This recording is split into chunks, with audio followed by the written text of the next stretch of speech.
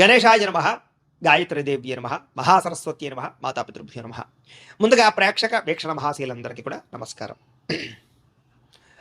మార్చి 8వ తారీఖు 2026 నుండి 14వ తారీఖు మార్చి 2026 వరకు కూడా ఈ వారం ద్వాదశ రాశుల వారికి కూడా ఎలా ఉండబోతుందో చూద్దాం. అయితే ఈ వారంలో వచ్చేటటువంటి పర్వదినాలు ఏమిటి అన్నట్లయితే కనుక మార్చి 14వ తారీఖున ఏకాదశి శనివారం అయింది. ఈ సందర్భంగా ఒకటి సత్యనారాయణ స్వామి వ్రతం చేసుకోవచ్చు, లేదా సప్త శనివారం వ్రతం చేసుకోవచ్చు, లేదా సప్త శనివారం వ్రతాన్ని ప్రారంభం చేయొచ్చు.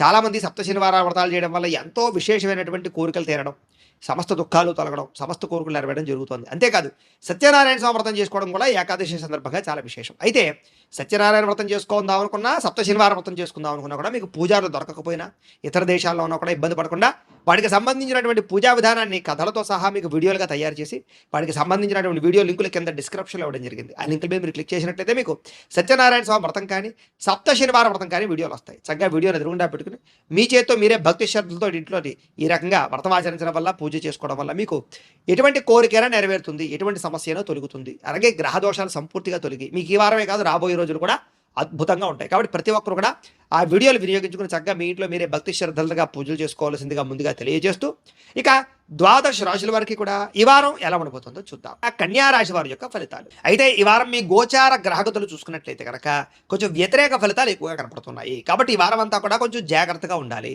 ముఖ్యమైనటువంటి వ్యవహారాలు, ముఖ్యమైన పనులన్నీ కూడా మీకు వాయిదా పడిపోయే అవకాశం కనపడుతోంది. ముఖ్యంగా డబ్బులు నిలబడకపోవడము, ఆర్థిక ఇబ్బందులు, దూర ప్రయాణాలు చేయవలసి రావడము, కొన్ని రకాల ప్రయాణాలు విపరీతమైన ఖర్చులు పెరగడము, ఇంట్లో కానీ బయట కానీ అనవసరమైనటువంటి ఖర్చులు చేయవలసి రావడము, అలాగే ఆర్థికపరమైనటువంటి ఇబ్బందులు తలెత్తే పరిస్థితులు కనపడుతున్నాయి. అలాగే విపరీతమైనటువంటి శ్రమకు తగ్గ ఫలితం లేకపోవడము, అనుకోని ఖర్చులు పెరిగిపోవడము, ఇబ్బందులు పడడము, గతంలో చేసిన అప్పులు తీర్చలేకపోవడము, లేదా మళ్ళీ కొత్తగా అప్పులు చేయవలసి రావడము, లేదా గతంలో చేసిన అప్పులకి తీర్చలేక ఇబ్బందులు పడడము, ఈఎంఐలు కట్టలేక ఇబ్బందులు పడడము, క్రెడిట్ కార్డుకు సంబంధించినటువంటివి సమయానికి కట్టలేకపోవడం వల్ల పెనాల్టీలు ఇలాంటివి పడేటటువంటి అవకాశాలు, ఇలాగ కొన్ని రకాల వాహనాలు నడిపేటప్పుడు చలానాలు పెరిగిపోయే అవకాశాలు, లేదా అనవసరంగా స్పీడ్గా నడపడం కానీ, సీట్ బెల్ట్లు హెల్మెట్లు పెట్టుకోలేకపోవడం వల్ల కానీ చలానాలు కట్టేటటువంటి పరిస్థితులు, ఇలాగ అనేక రకాల కారణాలు. లేకపోతే కనుక ఏదైనా పాలసీలకు సంబంధించినటువంటి ఇన్సూరెన్స్ పాలసీలు లాంటివి ఏవైనా సరే వాటికి సంబంధించినటువంటి ఎవరైనా ఈ టర్మ్స్ కట్టవలసినటువంటి పరిస్థితులు, ఇలాగా ఏదో రకమైన ఖర్చుల మీద పడి తద్వారా మీరు ఇబ్బందులు పడే పరిస్థితులు ఎక్కువగా కనపడతాయి. జాగ్రత్త. అలాగే ఆస్తి వివాదాలు కానీ, కోర్టు వివాదాలు కానీ, పోలీస్ కేసులు కానీ ఒక కొలిక్కి రాకపోవడము, మీరు అనుకున్నది ఒకటైతే జరిగేది ఒకటిగా ఉండడము, నమ్మక ద్రోహులు పెరగడము, మిమ్మల్ని పాడు చేద్దాం అనుకున్న వాళ్ళు శత్రువులు పెరిగిపోతుండడము, నరదిష్టి నరఘోష బాగా పెరిగిపోవడం జరిగే అవకాశాలు కనపడుతున్నాయి. కాబట్టి జాగ్రత్త.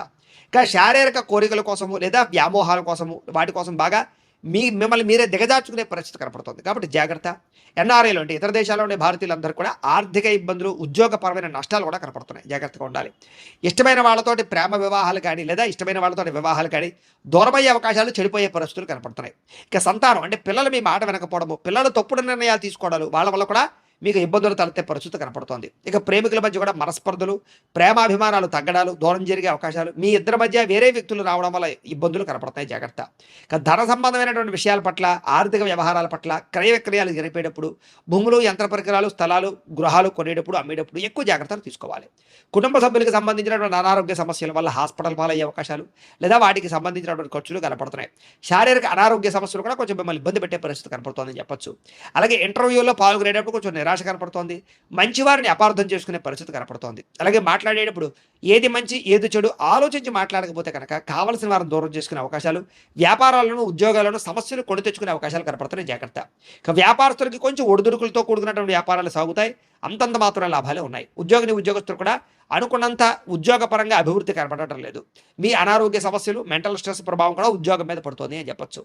వ్యాపారస్తులకు వ్యాపారంలో తప్పుడు నిర్ణయాలు తీసుకునే అవకాశాలు, తప్పుడు పెట్టుబడులు పడడం వల్ల నష్టాలు కూడా కనపడుతున్నాయి.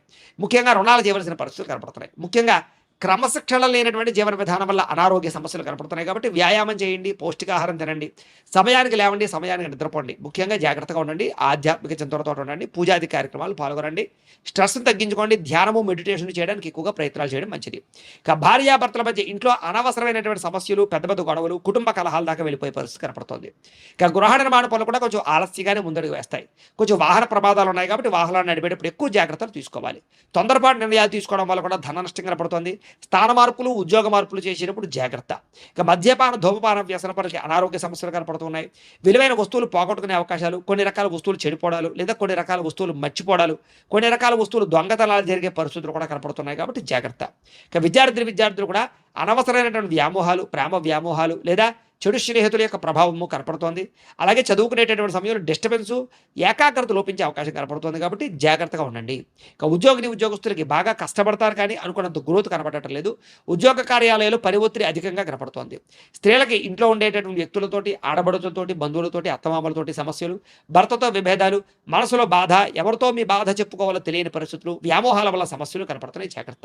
ఇక వ్యాపారస్తులకి అనుకోని ఒడిదుడుకులు ఎదురయ్యే పరిస్థితులు, వ్యాపారంలో చికాకులు, మెంటల్ టెన్షన్లు బాగా కనపడుతున్నాయి. కొంచెం డబ్బులు రొటేషన్ అవ్వక కొంచెం స్ట్రెస్ బాగా పెరిగిపోయే అవకాశం కనపడుతుంది.